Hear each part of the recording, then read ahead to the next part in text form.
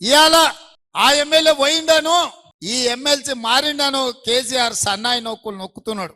మరి ఇన్నాళ్ళు ఎక్కడ పోయినావు నాయన? మా ఎమ్మెల్యేలను గుంజుకున్నప్పుడు మా కార్యకర్తలు కష్టపడి గెలిపించి అసెంబ్లీకి పంపిస్తే అక్కడి నుంచి అక్కడనే గద్దలాక దన్నకపోయినప్పుడు ఈ దుఃఖం కనిపించలేదా? ఇవాళ ఎందుకు వచ్చింది?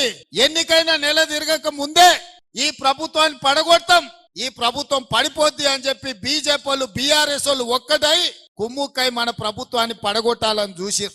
ఈ ప్రభుత్వం ఉండనే ఉండదు, 3 నెలలు కూడా ఉండనీయమని చెప్పి బీజేపీ వాళ్ళు బీఆర్ఎస్ వాళ్ళు మాట్లాడలేదా?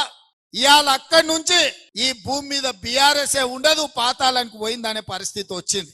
కాంగ్రెస్ పార్టీ కార్యకర్తలతో పెట్టుకుంటే నీ పార్టీకి పుట్టగతులు ఉండవని నేను ఆయనలో చెప్పిన. మా కార్యకర్తలు ఉసురు తలిగింది కేసీఆర్, నీకు వాళ్ళ ఉసురు తలిగి దుమ్ము కొట్టుకపోతావు, నీకింక రాజకీయంగా మనుగడ లేదు.